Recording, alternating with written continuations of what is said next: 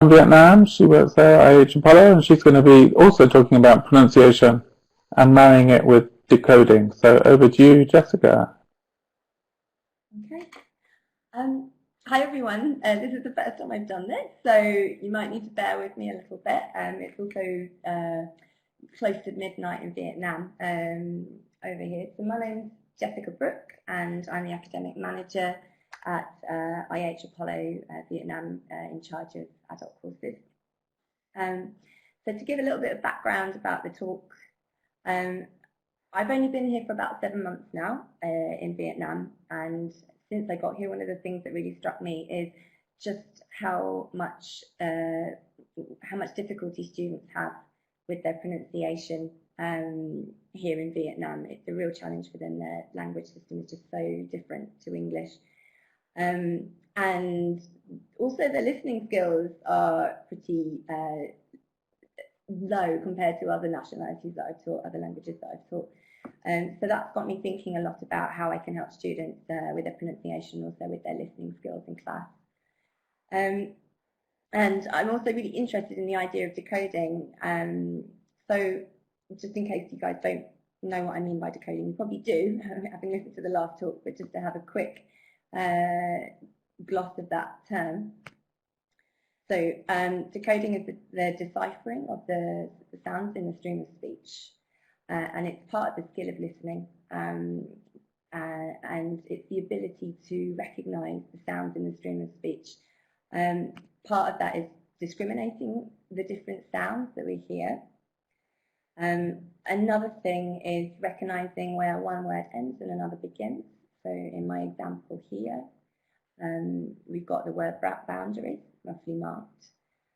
And so, for example, it's the difference between hearing ice cream and ice cream, or is there any difference? I don't know. Another thing about word boundaries is understanding prefixes and suffixes like ing or ed endings and things like that.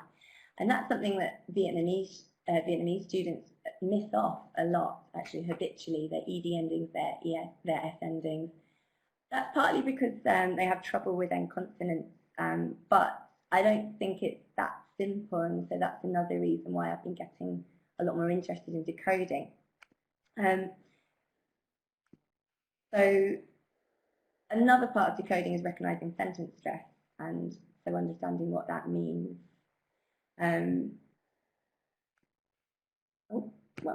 One more bit, and also recognising chunks, so reduced forms. So all of these are part of also bottom-up processing, it's also known as, and so that idea of building from the smallest unit up, so from sound to syllable to word to phrase to sentence, and that's in contrast to top-down processing. So using our knowledge of background, our knowledge of topic, our knowledge of vocabulary, our knowledge of previous situations, so scripts, that help us to fill in the gaps. And we do a lot of this in the classroom. We help our students with prediction tasks. We feed in vocabulary sometimes. We do reading around the subject. We discuss before we listen, etc., etc. But there's still not that much bottom-up processing or decoding practice going on in class, and I've been trying really hard to include more of that in my class. And one of the things I've noticed is that listening and pronunciation are really linked, and maybe, I don't know if that seems a bit obvious, but it's become really, really, really apparent since I moved to Vietnam and working with my students. So on one side, obviously students need to hear the pronunciation feature, whatever it is, first in order to produce it. So we do lots of listening and discriminating, and then practicing, and then producing pronunciation features. But I've noticed that when my students have a go at producing certain features of connected speech, especially, they seem better able to hear them again in future. And so I feel like they're two sides of the same coin, and I'm trying to combine those more regularly in my classes. So I thought I'd give you a couple of examples of very low-tech ways in comparison to Anna that I combine the two in class. So the first one is just simple dictation.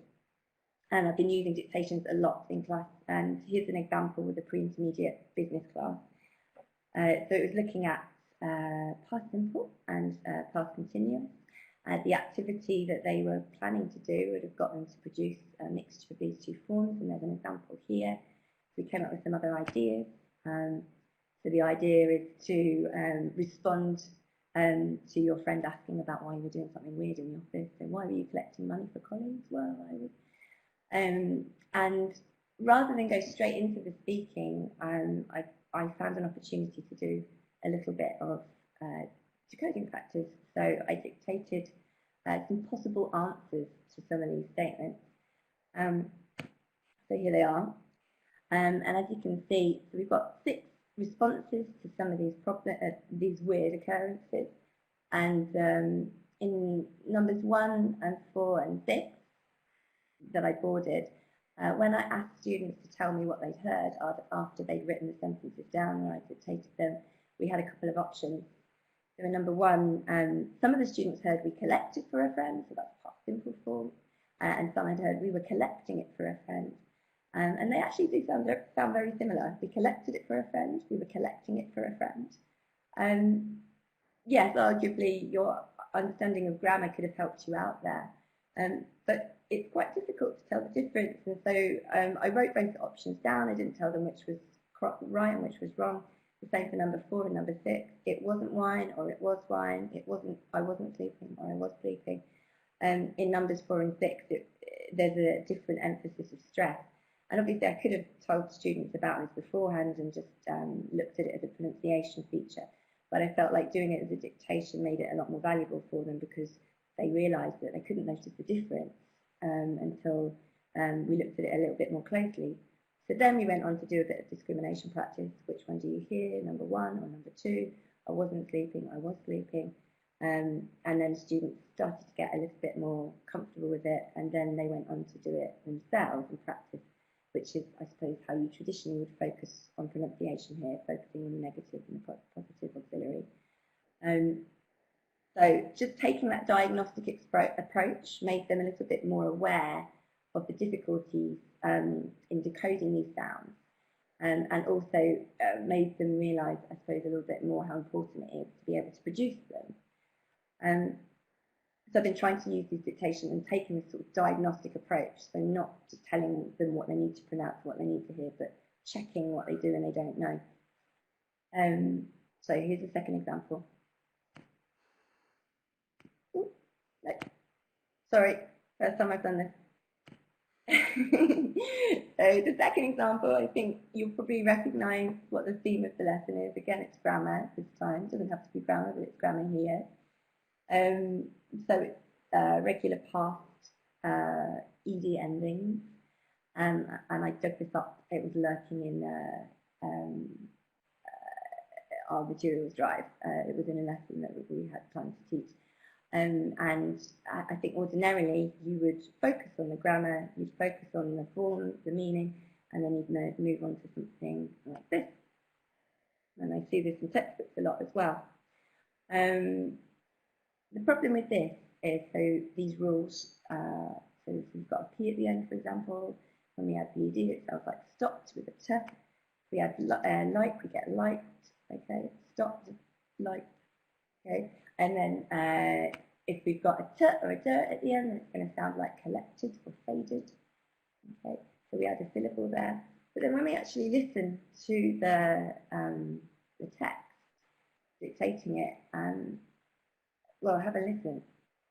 So yesterday I worked hard, I cleaned my entire house, I started in the living room, I brushed the floor and dusted the bookshelf, then I picked up all the dirty laundry and placed it next to the washing machine. I don't know about you, but in my English anyway, I can't hear those sounds consistently.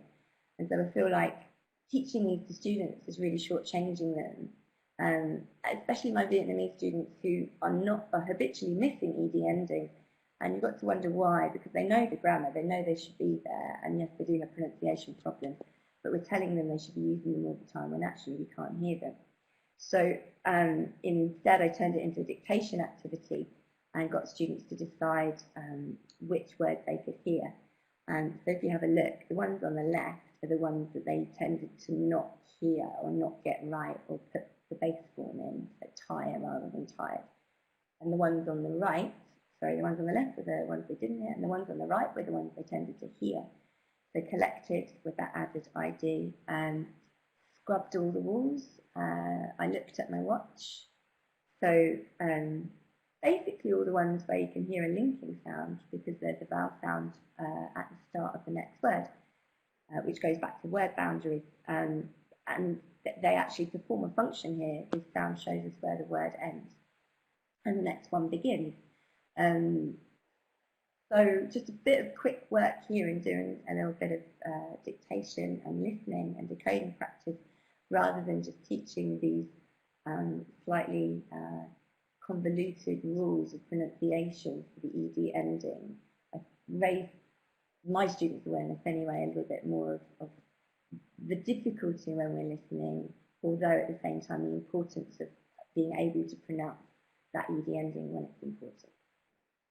So instead, we just practiced, not these exactly, we just looked at it and the way that it adds the syllable compared to the other two. Okay, so that's a pretty easy rule, a t and a d, and we always hear it pretty much. And then a little bit of back chain drilling instead.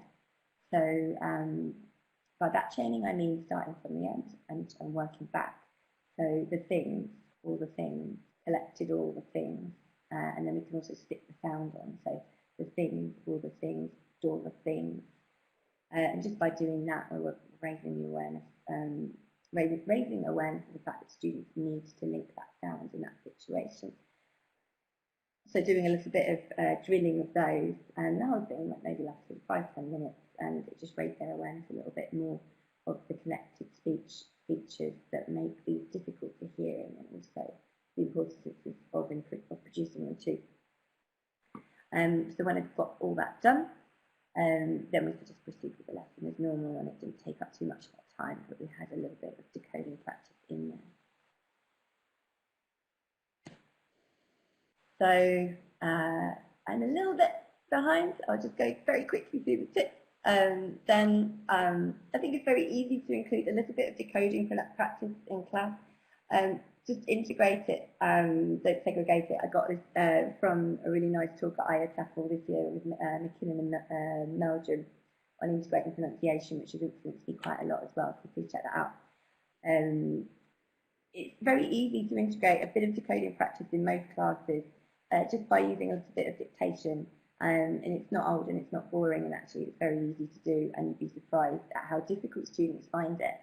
And by the same token, I think don't avoid connected speech with students at lower levels because they'll just feel shortchanged later, because things suddenly get a lot more difficult when they start listening to more authentic speech, and drawing attention to a few of those features could really help perhaps with their listening and also with their pronunciation.